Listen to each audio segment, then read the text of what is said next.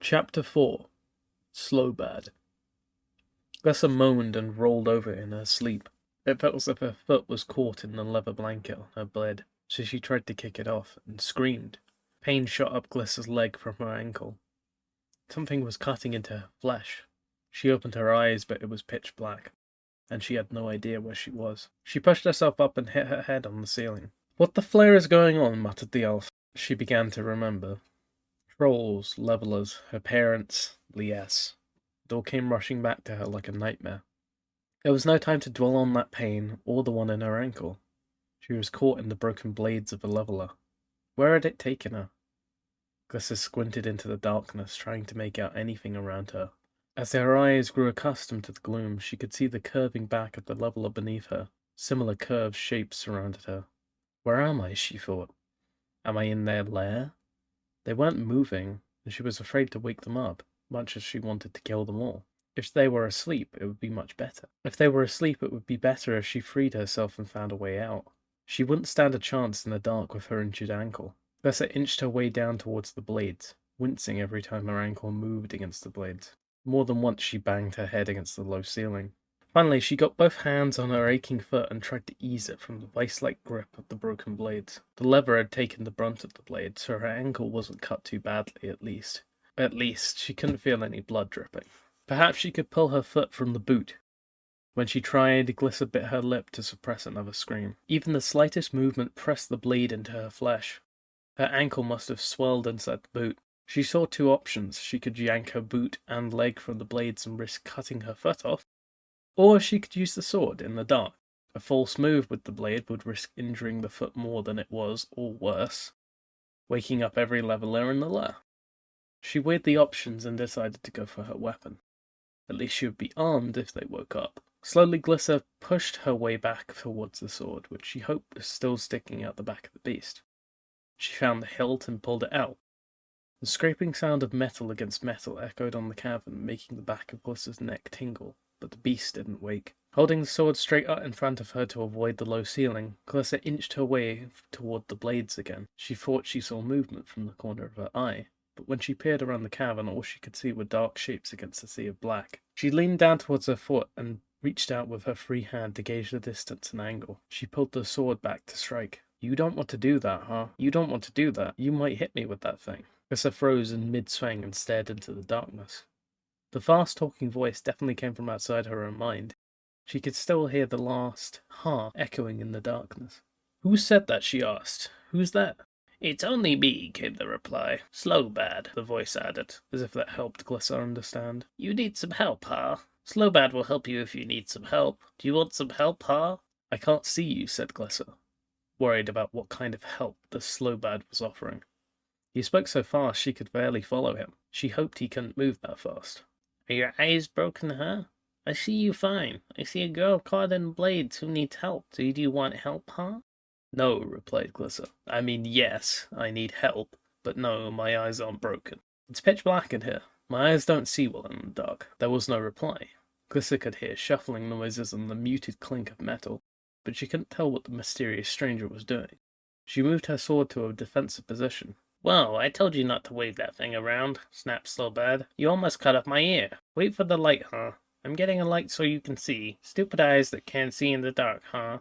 A moment later, Glissa heard a click, and a bright red flame erupted from the darkness. Standing beside her was an odd-looking creature holding a metal tube. The short but intense flame came from the top of the tube with a faint hiss. As Glissa's eyes adjusted to the light, she could see more of Slobad's features. He was short, but had arms that reached down to his knees. His arms ended not in hands, but in something more like fangs and claws. His nose and ears were long and sharply pointed. The ends gleamed in the flickering light. Slobad's nose and ears were metallic like her own arms and legs. He was dressed in ragged scraps of leather that barely covered his rust-coloured skin. A large leather bag that hung around his neck covered much more than his actual clothes. "What are you?" asked Glissa. She had never been outside the Tangle until now, and she never really believed the stories told by infirm elders of other races in the world. Her father told her that the stories were flare-induced hallucinations. "You've never seen a goblin, huh?"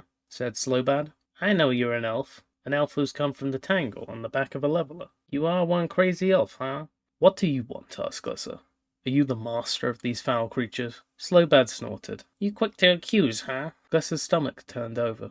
Kane had always joked that she was paranoid, but now someone was actually trying to kill her. Quick accusation or not, could the culprit be the goblin? He had her at a severe disadvantage. He knew what she was and where she was from, and seemed at ease here in the lair of the levelers. Slobad is only master of Slobad, huh? Not master of levels or any other being, said the goblin. Taking care of me is a full-time job, but I can keep one crazy elf in my spare time, huh? At least I'll have someone to talk to for a while. Slobad moved to the front of the leveler. What are you doing? Asked Lesser. I'm gonna set you free, huh? Said Slobad. That's what we've been talking about. You want to stay up here, or come with me and hide? Slobad placed his fire tube on the ground and reached into the level bag slung across his chest. He rooted around, almost plunging his whole head inside the pouch. Finally, he brought out a copper-coloured tool. Glisser could now see that the goblin did have fingers extending in long, thick claws. His hands were curved like hooks, and his fingers were much shorter than his claws extended out from them. He handled the tool nimbly with his short fingers. If he wasn't the master of these creatures, he certainly knew more about them than she did. She decided she had to trust him. She couldn't get free by herself. Besides, she still had her sword, which she continued to hold defensively in front of her, ready to strike. Slobad crawled under the blades and lay on his back, looking up at the leveler. Glisser leaned over and could just see the tip of the two-pronged tool moving back and forward underneath the row of broken blades. A moment later the tool clanked to the floor of the chamber, and Slobad grasped one of the blades with both hands. Don't touch those, said Glisser. They're sharp. Don't worry, huh? Said Slobad. Goblins don't cut easily. We're thick and strong like the mountains. Have you seen the mountains? I'll show you them when we get out of here. The goblin pulled half the blade away, and Glisser's foot was free. He tucked the broken blade into his pouch, then inched his way out from underneath the leveler.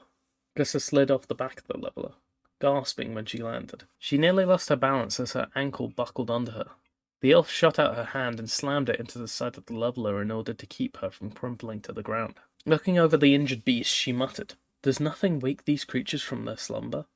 Slobad came up behind Glisser and stuck his claw-like hand out to her. The flame tube in the goblin's other hand spread enough light around them to show the three closest levelers. They not sleeping, huh?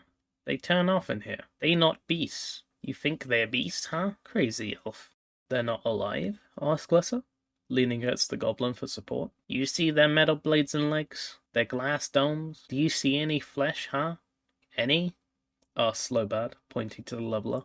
Well, I'm alive, and I have metal arms and legs. You have a metallic, nose? Levelers are all metal, said Slobad. Inside and out.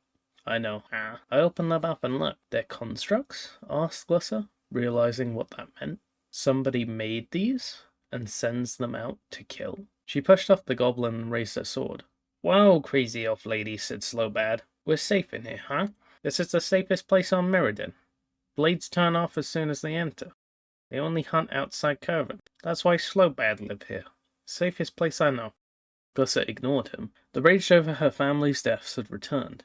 Someone had created these killing machines. Well, she was going to put a stop to it. Out of the way, Slobad. She bounced on her good foot and swung her blade at the levelers that had held her captive. Sparks flew from the sword as it tore through the metallic body. Her first swing lopped off the construct's front end, sending the rest of the broken blades clattering to the floor. She swept the sword underneath the creature, slicing off the legs. As the leveler flopped to the floor in front of her, Glisser brought the sword down, cutting a huge gash in its side. She struck again and again until all that was left in front of her was a pile of ragged metal. At last, she stopped, breathing heavily. You done now? Asked Slobad. Feeling better, huh? They killed my family, snarled the elf. This one slaughtered my sister. I won't feel better until I destroy them all. Then what? Asked Slobad. More will come, they always do, huh?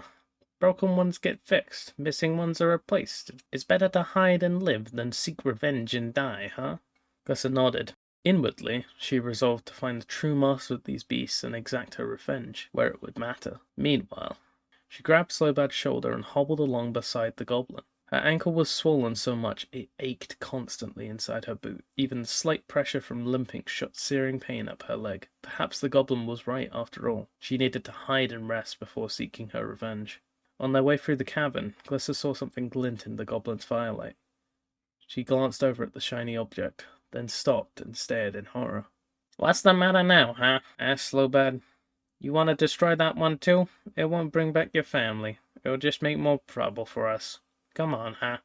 I'm not gonna destroy anything, said Glissa, her voice low and measured as she fought to remain calm in light of her discovery. Give me a moment, will you? She left the goblin's side and hopped over to the leveler nearby.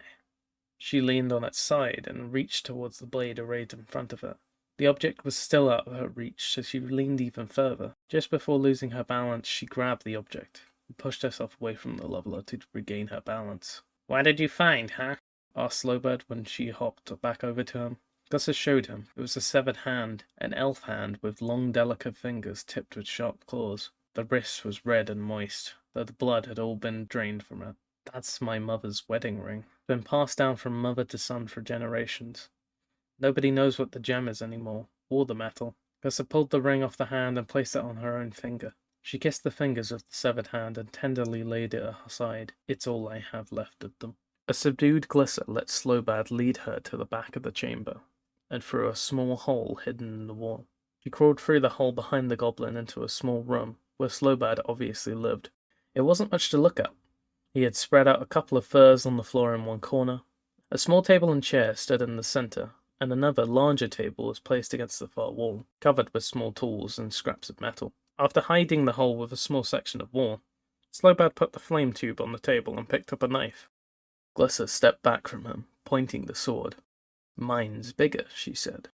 I told you to put that thing away, huh? said Slobad. You are one crazy elf, do you know that? Lie down so I can cut your boot off and look at that leg. Glissa breathed easier. I don't know who to trust, she said apologetically.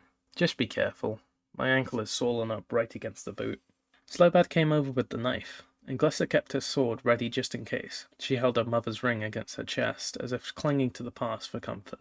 The goblin, however, was skilled with the knife, as he had been with his tools. He sliced right down the boot all the way to the heel, never once touching her metal skin beneath. As Slobad pulled away the lever, Glissa could see the ankle was swollen to more than twice its normal size, and the blades cut into her metal shin. Green pus oozed from the wounds on either side of her leg.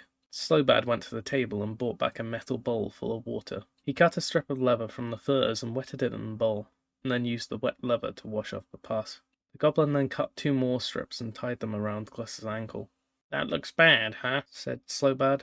I've not seen a lot of you elves, but I don't think your ankle should be that color. What do you think? I think you lose leg if that pus don't go away. Let me see what I can do, said Glissa. She sat up against the wall, dropped her sword on her lap, and placed her hands over the wounds. She knew some healing magic, but in here she could barely feel the power from the trees. What little she could muster she sent down through her fingers, and a few green wisps of energy floated down from her hands to her injured leg. The ankle glowed for a second and the swelling went down somewhat. That's all I can do, she said. My magic can heal wounds, but that must be something else. Some sort of disease. Rest now, said Slobad. We leave in the morning. Suddenly Glissa was suspicious again. Why? She asked. I thought you said it was safe here. It was until you came here, huh? said Slobad. I told you, broken levelers get fixed, mixing ones are replaced. Nobody ever bothers Slobad during the repairs, huh? I stay hidden here until repairs finished. This was the safest place on Mirrodin, huh? But you destroyed a leveler in the cavern, and they will know there's someone here. They will look for us, and they will find Slobad and you. I'm sorry, said Glissa. I didn't mean to run you out of your home. Slobad has no home, said the goblin, shrugging. Crazy elves shouldn't worry about Slobad. Worry about saving leg, huh? Let Slobad worry about Slobad. My name is Glissa, she said. If you help me, Slobad, I'll give you a home in the tangle far away from the levelers. said Slobad. Big talk from a crazy one-legged elf. Sleep now. We gotta leave before the second sun rises. Sun? asked Glissa. You know, said Slobad. Round things in the sky. 4 of them. They come up, they go down. Make the world bright, make world dark. The goblin waved his arms in a funny pattern around his head. You can't tell me you don't know suns, huh? We call them moons, said Glissa. It's an ancient word for heavenly bodies that circle around the world. I know what a sun is, and I've seen them in my dreams. Suns are much brighter and hotter, I think. Suns give light and heat, huh? said Slobad. That's right, that's what goblins know about suns. We have 4 suns. No moons, just suns. Okay, said Glissa, not wanting to argue. There's suns. Now, can I go to sleep? Slobad nodded, so Glissa lay back on the furs and closed her eyes. She had no choice but to trust the odd, fast-talking goblin. She needed rest, and she would need his help to get out of here. Even so, she pretended to sleep for some time, just in case Slobad tried to attack. After a while, Glissa did sleep, and dreamed of the levelers attacking her in the tangle. She was surrounded, and they were advancing, the blades spinning in front of her. She could see the bodies of her parents in a heap nearby. Her mother's hand and ring were nowhere to be seen, and Liessa's long hair had been sliced off, leaving a bloody scar across the top of her head. Tears welled in Glissa's eyes, and she rubbed an arm across her face to wipe them away. Now the levelers changed to flying beasts that buzzed around her head. She swatted at them with her sword, but they kept coming. She could hear laughing and looked over at a robed figure where her dead parents had been just moments before. Their laughing changed to screams, and Glissa saw that the figure held Cain off the ground by his neck. Cain was screaming. Glissa shouted, then saw green tendrils of energy erupt from her hands, snaking up her arms.